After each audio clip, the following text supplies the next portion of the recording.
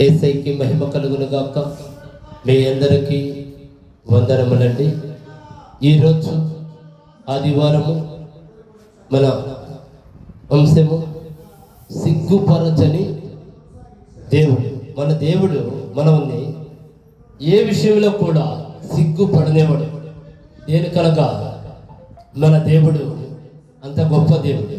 మనం ఏమైతే కోరుకుని ఉన్నామో నీ కోరికని నెరవేర్చే దేవుడు. నువ్వేమైతే అడిగి ఉన్నావో దానిని నెరవేర్చే దేవుడు. అందుకే ఈరోజు మన అంశము సిగ్గుపరచని దేవుడు మన యేసయ్య. కాబట్టి మనందరం కూడా దేవుడి పట్ల పరిపూర్ణ విశ్వాసం కలిగి ఉందాము. వాక్య భాగంలోకి వెళ్దాము. రోమీయులకు 10వ అధ్యాయము 11వ వచనం చదవండి. ఏమనగా ఆయన అందు విశ్వాసముంచువాడు ఎవడును సిగ్గుపడనని లేఖనము చెప్పుచున్నది. యూదుడని క్రీస్తు దేశస్థుడని భేదము లేదు, ఒక్క ప్రభువే అందరికీ ప్రభువై ఉండి తనకు ప్రార్థన చేయువారు అందరి ఎడల కృప చూపుటకు ఐశ్వర్యవంతుడై ఉన్నాడు. ఎందుకనగా ప్రభు నామమును బట్టి ప్రార్థన చేయువాడు ఎవడు? వాడు రక్షింపబడు. చూడండి, వాక్యము డైరెక్ట్ గా యేసయ్య మనతో మాట్లాడుచున్నాడు. దేనికంటే మన యేసయ్య మాట్లాడే దేవుడై ఉన్నాడు. కాబట్టి మనందరము కూడా ప్రార్థన చేసేవారుగా ఉండాలని యేసయ్య కోరుకొనుచున్నాడు. మళ్ళొక్కసారి మొదటి నుండి చదవమ్మా. ఏమనగా ఆయన అందు విశ్వాసముంచు. చాలమ్మా, ఒక్క నిమిషం. ఏమంటుంది వాక్యం? యేసయ్య మనతో ఏమి మాట్లాడుచున్నాడు? ఆయన అందు మనము విశ్వాసం ఉంచాలి. ఆయన అందు మనము కనుక విశ్వాసం ఉంచితే ఈ లోకంలో మీరు ఏ కార్యమైనా సరే జరిపించగలిగిన దేవుడండి మన యేసయ్య. ఆయన యేసయ్య చెప్తుంది ఒకటి, మీరు నా అందు విశ్వాసం ఉంచండి. మీకేం కావాలో, మీకు ఏమి కావాలో నేను నెరవేర్చడానికి సిద్ధముగా ఉన్నా. మీ జీవితంలో మీ కోరిక ఏదై ఉన్నా సరే, ఏమైనా సరే నేను మీ కోరికను తీర్చడానికి సిద్ధముగా ఉన్నా. అయితే మనం ఎలా ఉండాలి అనగా విశ్వాసము కలిగి ఉండాలి. మన దేవుడి పట్ల మనం ఎలా ఉండాలంటే విశ్వాసము కలిగి ఉండాలి. ఏ కార్యమైనా నా దేవుడు నెరవేర్చే దేవుడు, ఏ పనైనా నా దేవుడు చేయగలిగిన దేవుడు. నా యేసయ్యకి సమస్తము సాధ్యమే అని మనము గనక నమ్మిన ఎడలా యేసయ్య సమస్త కార్యాలు చేస్తానికి మన పట్ల సిద్ధముగా ఉన్నాడండి. బైబిల్ మొత్తంలో కూడా వాక్యం ఏమి చెప్పుచుందంటే, నీవు నన్ను నమ్ము, నీవు నన్ను విశ్వసించు, నీవు నన్ను నమ్మితే నా మహిమను చూస్తావని చెప్పుచుందండి. మన ముఖ్యముగా ప్రతి ఒక్కరు ప్రార్థన చేసే ప్రతి ఒక్కరికి కూడా మనం ఎలా జీవించాలి అంటే విశ్వాసంతో జీవించాలండి. విశ్వాసంతో బ్రతకాలి మనం. దేనికంటే విశ్వాసమే మన యేసయ్య. విశ్వాసం అంటేనే మన యేసయ్య. దేనికి? మన విశ్వాసం అంటే ఏంటి? నమ్మకం, నమ్ముట. మనం ఎవరు నమ్మాలి? మన యేసయ్యని నమ్మాలి. మనం యేసయ్యని విశ్వసించాలి. అది ఎలాంటి బాధ అయినా, ఎలాంటి శ్రమ అయినా, ఎలాంటి వేదైనా, ఎలాంటి కష్టమైనా, ఎలాంటి అప్పైనా, ఎలాంటి శత్రువులైనా మీరు ఎలా ఉండాలి? విశ్వాసంతో ఉండాలి. నేను ప్రార్థన చేశాను, నా దేవుడు ఆలకించాడు. నాకు వచ్చిన ప్రతి కష్టాన్ని, నాకు వచ్చిన ప్రతి బాధని, నాకు వచ్చిన ప్రతి వ్యాధిని, నా చుట్టూ ఉన్న సర్వశత్రువుల్ని, నాకున్న అప్పులని నా దేవుడు తీర్చేశాడు అని నీవు కనుక విశ్వాసముతో ఉన్నట్లయితే అన్ని కార్యాలు యేసయ్య చేస్తానికి సిద్ధముగా ఉన్నాడు. మన జీవితంలోకి యేసయ్యని మనం ఆహ్వానించాలి. నీ పూర్ణ హృదయంలో చోటు ఎవరికి ఇవ్వాలి? యేసయ్యకి ఇవ్వాలండి. యేసయ్య కనుక ఇచ్చి నువ్వు కనుక యేసయ్యని విశ్వాసంతో నమ్మిన యెడల అన్ని కార్యాలు మన ప్రభు అయిన యేసుక్రీస్తు వారు చేస్తానికి సిద్ధముగా ఉన్నాడు. ఇంకా ముందుకెళ్ళమ్మా. ఆయన యందు విశ్వాసం ఉంచు వాడు ఎవడును సిగ్గుపడడని. చూడండి, ఆయన అందు విశ్వాసం ఉంచువాడు ఎవడును సిగ్గుపడ్డు. దేనికో తెలుసా? ఎంతమంది హేళన చేయని, ఎంతమంది చాలా మంది ఉన్నారు ఈ రోజుల్లో. ఏంటి, నీ దేవుడు ఉన్నాడుగా, నీ దేవుడు ఆ కార్యం చేసాడా? చేసాడనే చెప్పండి. దేనికనగా మనము యేసయ్యని ఎంత బలముగా నమ్మాలండి. ఎందుకంటే మనం ఏదైతే అడిగి ఉన్నామో దాన్ని మనం పొందుకున్నాము అని నమ్మాలండి. అదే విశ్వాసం అనగా. ఎవరైనా సరే మీరు ప్రార్థన చేశారా? చేసాం. దేవుడిని అడిగారా? అడిగాం. దేవుడు ఇచ్చాడా? ఇచ్చాడు. ఇకంతే. ఈ మూడు మాటలే మన జీవితాన్ని ముందుకు తీసుకెళ్తాయి. అదే విశ్వాసం అండి. దేనికంటే విశ్వాసంతో కనుక మనం ఉంటే మనం ఏదైతే కావాలనుకున్నామో అది మన జీవితంలోకి యేసయ్య దాన్ని ఇచ్చాడని మనం చూడాలండి. అప్పుడే అద్భుతాలన్నీ కూడా మన సొంతం. చదవమ్మా. సిగ్గుపడని లేఖనము చెప్పుచున్నది. సిగ్గుపడని లేఖనములు చెప్పుచున్నవి. ఈదుడని గ్రీసు దేశస్థుడని భేదము లేదు. ఒక ప్రభువే అందరికీ ప్రభు అయినట్టు. చూడండి, ప్రపంచ మానవాళి మొత్తానికి కూడా యేసయ్యే. ఈ దేశము ఆ దేశము, ఆ జనులు ఈ జనులు అని తేడానే లేదు అని లేఖనాలు చెప్పుచున్నవి. దేనికనగా యేసయ్యే సర్వ సృష్టికర్త, యేసయ్యే సర్వాధికారి, ఆయనే సమస్తము అయి ఉన్నాడు కనుక. ఇంకా చదవమ్మా. ఒక ప్రభువే అందరికీ ప్రభు అయి ఉండి. చూడండి, ఒక్క ప్రభువే అందరికీ ప్రభు అయి ఉండి తనకి ప్రార్థన చేయువారు అందరి ఎడల కృప చూపుటకు ఐశ్వర్యవంతుడు. ఎట్లా ఉన్నాడండి? ఎవరైతే విశ్వాసముతో ప్రార్థన చేస్తారో వారందరి పట్ల కృప చూపి వారికి ఐశ్వర్యము దయచేయువాడై ఉన్నాడు. దేనికంటే ప్రార్థనలో నీవు నీ కన్నీటితో ప్రార్థన చేసి నీ బాధలన్నీ గనక ప్రభు సన్నిధానములో మొరపెట్టి ఉన్నావనుకో, అక్కడ ఏమై ఉన్నాడు? చదవమ్మా. తనకి ప్రార్థన చేయువారు అందరి ఎడల కృప చూపుటకు ఐశ్వర్యవంతుడై ఉన్నాడు. అంటే ఆయన నీ పట్ల కృప చూపి నిన్ను ఐశ్వర్యవంతుడిని చేస్తా అని వాక్యము మాట్లాడుచుందండి. వాక్యము మాట్లాడుచుండగా దేవుడు మనతో మాట్లాడుచున్నాడు అని అర్థమండి. అందుకే ప్రతి విషయంలో ప్రార్థన చేయండి. దేనికనగా మీకు మళ్ళొక్కసారి చెప్పుచున్నాను. రోమా పత్రిక 10వ అధ్యాయము 11 నుండి 13 వచనము మీరు జ్ఞాపకం చేసుకొని ప్రార్థన చేసేటప్పుడల్లా మీరు ఆ వచనముని ప్రార్థన చేయండి. దేవా, నువ్వు మాతో వాగ్దానం ఇచ్చి ఉన్నావు తండ్రి. నాయనా, మీ వాగ్దానము అయా సత్యము, జీవము, మార్గము తండ్రి.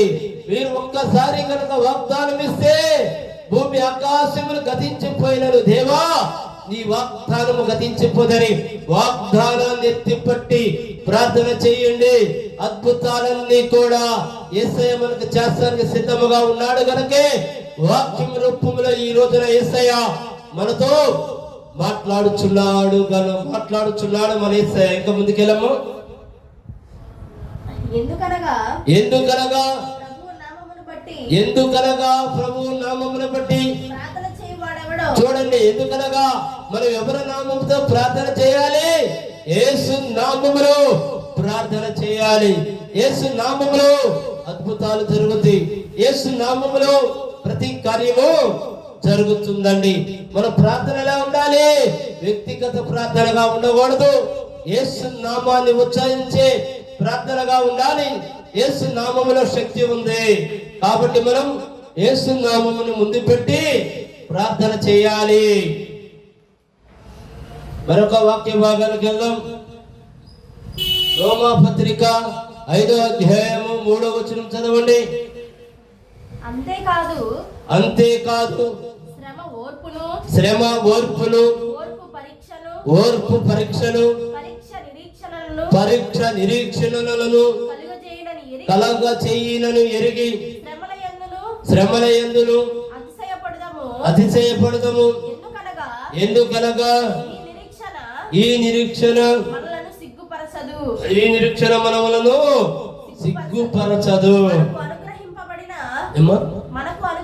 మనకు అనుగ్రహింపబడిన పరిశుద్ధాత్మ ద్వారా దేవుని ప్రేమ మన హృదయములలో కృమ్మరింపబడి ఉన్నది. 6 వరకు. ఏలయనగా మనం ఇంకా బలహీనులమై ఉండగా క్రీస్తు యుద్ధకాలమున భక్తిహీనుల కొరకు చనిపోయెను. చూడండి, ఎందుకంటే వాక్యం ఎప్పుడు కూడా మనతో చూటిగా మాట్లాడుతుంది. వాక్యం ఎప్పుడు కూడా మనల్ని బలపరుస్తుంది. వాక్యం ఎప్పుడు కూడా మనల్ని నడిపిస్తుంది. వాక్యము దేవుడై ఉన్నాడు గనక మనము మన దేవుడితో గనక ఉంటే మనకి భయమే లేదు, రాదు. కారణమేమనగా ఆయనే మన దేవుడై ఉన్నాడు. ఇంకోసారి ఫస్ట్ చదవం. అయితే అంతేకాదు చూడండి, శ్రమ ఓర్పును ఓర్పు పరీక్షను పరీక్ష నిరీక్షణలను కలగజేయునని ఎరిగి శ్రమల యందు అతిశయపడాలంటే ఏం చేయాలి?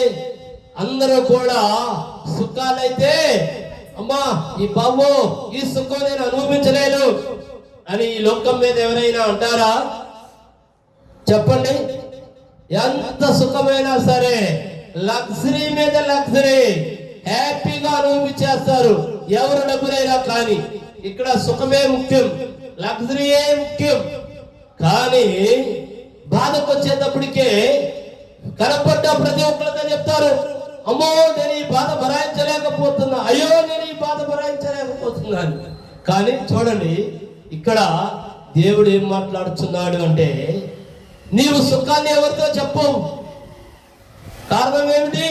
నువ్వు సుఖంగా ఉన్నప్పుడు ఎవరితో చెబితే నీ దగ్గరకు వచ్చి వాడు నిన్ను సహాయపడవచ్చు, ధనమడవచ్చు, లేదా మా కష్టాన్ని తీర్చమని అడగచ్చు. కాబట్టి నువ్వు మాత్రం, ఇది మానవ నైజం. ఏ మానవులైనా సరే సుఖం ఉన్నప్పుడు మేము సుఖపడుతున్నాం, అబ్బబ్బా ఈ సుఖాన్ని మేము భరాయించలేకపోతామని ఎవరు అన్నారండి. అదే ఏ మానవులకైనా సరే ఇంత బాధ కలగని, ఇంత వ్యాధి కలగని ఎంతమందితో చెప్తారు, అమ్మో ఈ అప్పులు నేను తట్టుకోలేకపోతున్నా, ఈ వ్యాధి నేను తట్టుకోలేకపోతున్నా, ఈ దరిద్రం నేను తట్టుకోలేకపోతున్నా, నా వల్ల కావటంలా అని మానవులు మాట్లాడతారు. కానీ వాక్యం ఏం మాట్లాడుతుందని గమనించాలి. చదవమ్మా. శ్రమల యందును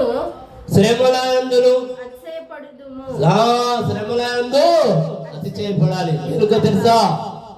నా దేవుడు ఉన్నాడు.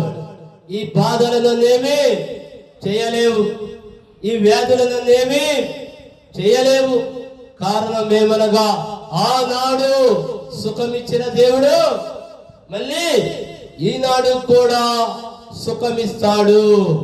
ఆనాడు నన్ను రక్షించిన దేవుడు ఈనాడు కూడా నన్ను రక్షిస్తాడు.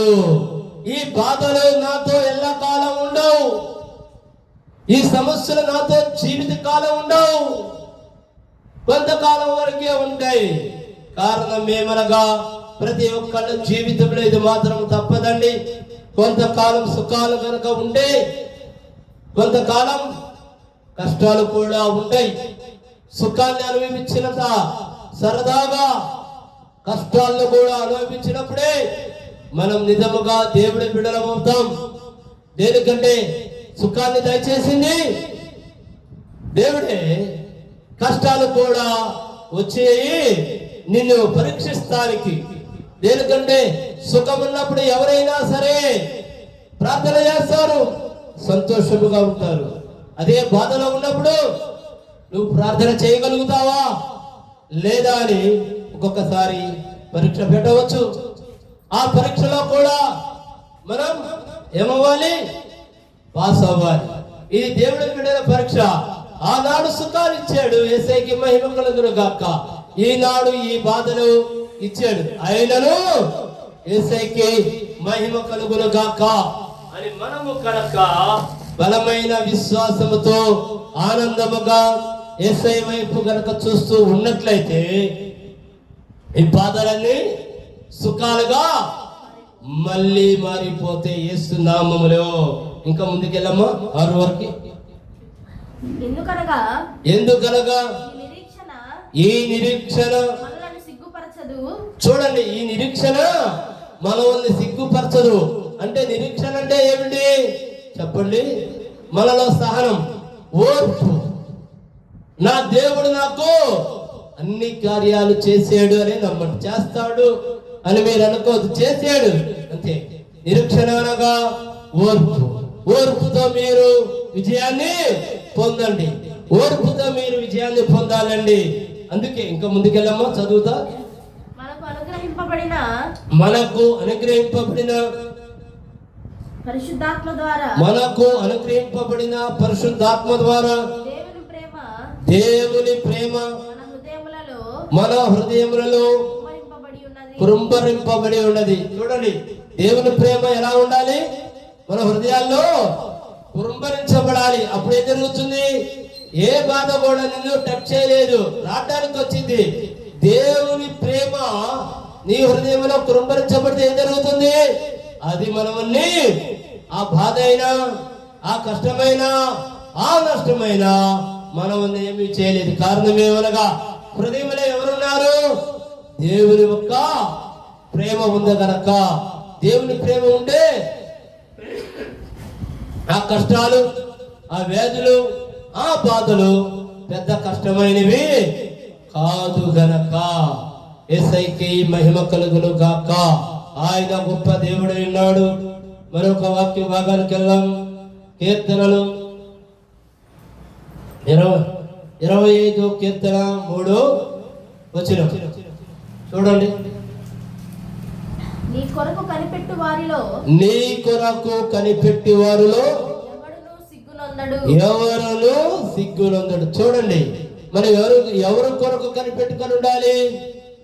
దేవుని కొరకు కనిపెట్టుకొని ఉన్నవారు ఏ ఒక్కరును సిగ్గునందరు. చూడండి, ఎంత అద్భుతమైన మాట. అసలు ఏ ఒక్కరు కూడా సిగ్గునందరు. కారణం ఏమనగా ఆయనలో సమస్తము ఉన్నాయి. యేసయ్యలోనే సమస్తము ఉన్నాయి కనుక ఆయన నమ్ముకున్న వాడికి అన్ని కూడా జరుగుతాయి. సమస్త అద్భుతాలు జరుగుతాయి కనుక ఏ ఒక్కరు కూడా సిగ్గుపడాల్సిన అవసరం లేదు. వాక్యములో ఉన్న లేఖనాలు మాట్లాడుచున్నవి. చదవము ఇంకా మళ్ళీసారి చదువు. నీ కొరకు కనిపెట్టి వారిలో ఎవరును సిగ్గునందరు. చూడండి, యేసయ్య కొరకు మనము కనుక కనిపెట్టుకుని ఉంటే మనలో ఏ ఒక్కరము కూడా సిగ్గునందము. దేనికో తెలుసా? నీ నాలుక నుంచి పలికే ప్రతి మాట యేసయ్య ఆలకించుచున్నాడు. నీ నాలుక నుంచి వచ్చే ప్రతి మాట యేసయ్య వింటున్నాడు. కాబట్టి మనము సిగ్గుపడము. నువ్వు ప్రార్థన చేసావు, నీ ప్రార్థన దేవుడు ఆలకించాడు అని నువ్వు నమ్మితే చాలు.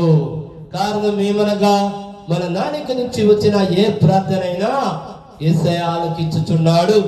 అదే విధముగా మరొక వాక్య భాగానికి వెళ్దాం. 2 తిమోతి 2వ అధ్యాయం 1వ వచనం. నా కుమారుడా నా కుమారుడా క్రీస్తు యేసునందున్న కృపచేత నా కుమారుడా క్రీస్తు యేసునందు ఉన్న కృపచేత బలవంతుడము కమ్ము. చూడండి ఏమని మాట్లాడుతుంది వాక్యం. మనము దృఢముగా బలముగా విశ్వాసంతో ఉండాలంటే ఎలా ఉండాలంటే ఇంకోసారి చదవమ్మా. నా కుమారుడా క్రీస్తు యేసునందు ఉన్న కృపచేత బలవంతుడము కమ్ము. మనం బలముగా ఉండాలంటే ఎలా ఉండాలి? క్రీస్తు యేసునందున్న కృపచేత మాత్రమే మనము బలము పొందుకుంటాము. కాబట్టి మీరు ప్రతి సమయంలో కూడా ప్రార్థన చేయండి. ప్రతి రోజు ప్రార్థన చేయండి. మన యేసయ్య మన మొర ఆలకించుచున్నాడని బలమైన విశ్వాసంతో నమ్మండి. అలాగే మరొక వాక్య భాగానికి వెళ్దాం. యెషయా 58:11 58వ అధ్యాయము 11వ వచనము. యెహోవా నిన్ను నిత్యము నడిపించును. క్షేమకాలమున ఆయన నిన్ను తృప్తిపరచి నీ ఎముకలను బలపరచును. నీవు నీరు కట్టిన తోటవలెను ఎప్పుడును ఊపుకుచుండు నీటి ఊటవలెను ఉండెదవు. చూడండి యేసయ్య ప్రతి ఒక్క వాక్యము బలమైనదే. ప్రతి ఒక్క వాక్యము మనకి జీవమై ఉన్నది. ప్రతి ఒక్క వాక్యము మనకు శక్తి కలిగి ఉన్నది. ఇంకోసారి చదవమ్మా. యెహోవా నిన్ను నిత్యము నడిపించును. చూడండి యెహోవా నిన్ను నిత్యము నడిపించుచున్నాడు. చాలా మంది అనుకుంటా ఉంటారు, యేసయ్య నా మొర ఆలకించటల్లా, నా ప్రార్థన వింటల్లా. కానీ ఇక్కడ వాక్యం ఏమి మాట్లాడుతుందంటే యెహోవా నిన్ను నిత్యము అంటే రెప్పపాటు కాలమైనను నిన్ను యేసయ్య విడిచిపెడతల్లా. కనుక యేసయ్య నిన్ను నిత్యము నీతో ఉండి నడిపించుచున్నాడు. చదువమ్మా. క్షేమకాలమున ఆయన నిన్ను తృప్తిపరచి నీ ఎముకలను బలపరచును. నీవు నీరు కట్టిన తోటవలే. ఉదాహరణకి ఒక మొక్కలు ఉన్నవి, ఆ మొక్కలు నీటి పక్కన కనుక ఉంటే ఎలా ఉంటాయండి? మంచి ఆరోగ్యంతో ఉంటాయి. అలాగే దేవుడు మనతో ఉంటే మనం ఎలా ఉంటాము? మన ఎముకలు బలాన్ని మన ఎముకలు బలపరచబడును.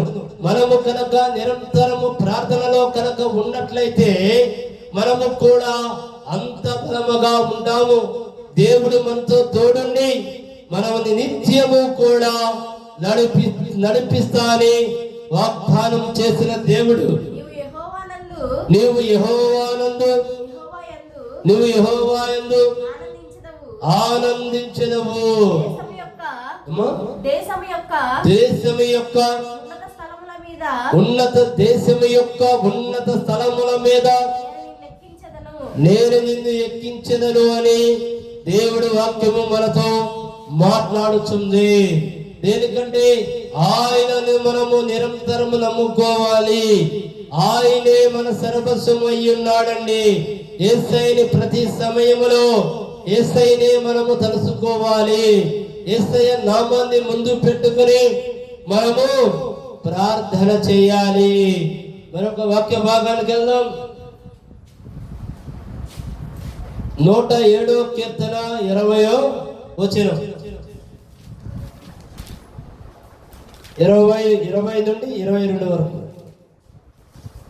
107వ కీర్తన 20వ వచనం 22 వరకు. ఆయన తన వాక్కును పంపి ఆయన తన వాక్కును పంపి వారిని బాగు చేసెను. వారిని బాగు చేసెను. ఆయన వారు పడిన గుంటలలో నుండి వారు పడిన గుంటలలో నుండి వారిని విడిపించెను. వారిని విడిపించెను. ఆయన కృపను బట్టియు నరులకు ఆయన చేయు ఆశ్చర్య కార్యములు బట్టి వారు యెహోవాను కృతజ్ఞతాస్తుతులు చెల్లించుదురు. 22 వరకు. వారు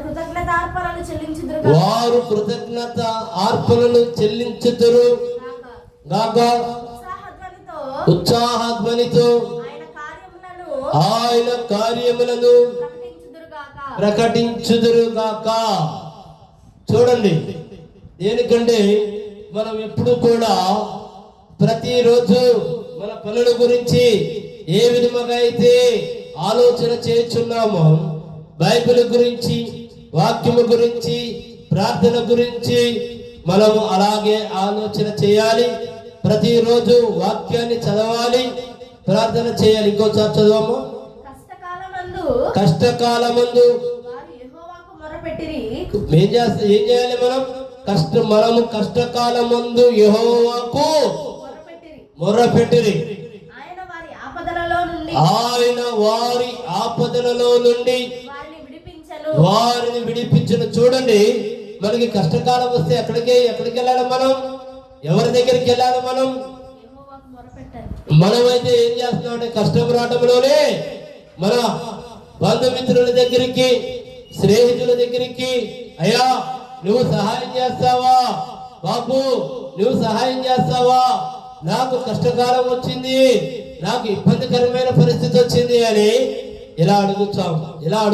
కానీ అది కరెక్ట్ కాదు అని వాక్యం ఈ రోజున మనకి సెలవిస్తుంది. కష్టకాలం వచ్చినప్పుడు మనం ఎవరికి మొర్ర పెట్టాలి? యెహోవాకి మొర్ర పెట్టాలి. మనకి కష్టకాలం వచ్చినప్పుడు మనం యెహోవాకి మొర్ర పెడితే, చదవమ్మా,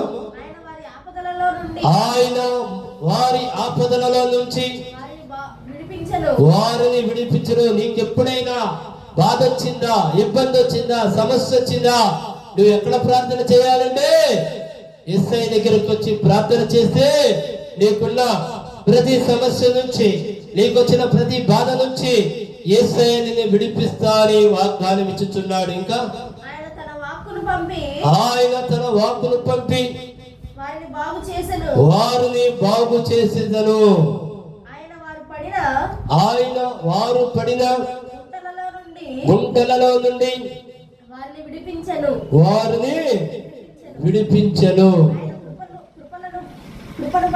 ఆయన కృపను బట్టి నరులకు ఆయన చేయు ఆశ్చర్య కార్యములను బట్టి వారు యెహోవాకు కృతజ్ఞతాస్తుతులు చెల్లించుదురు గాక. చూడండి, మనం ఎప్పుడు కూడా దేవునికి కృతజ్ఞతాస్తుతులు చెల్లించే వారిలా ఉండాలండి.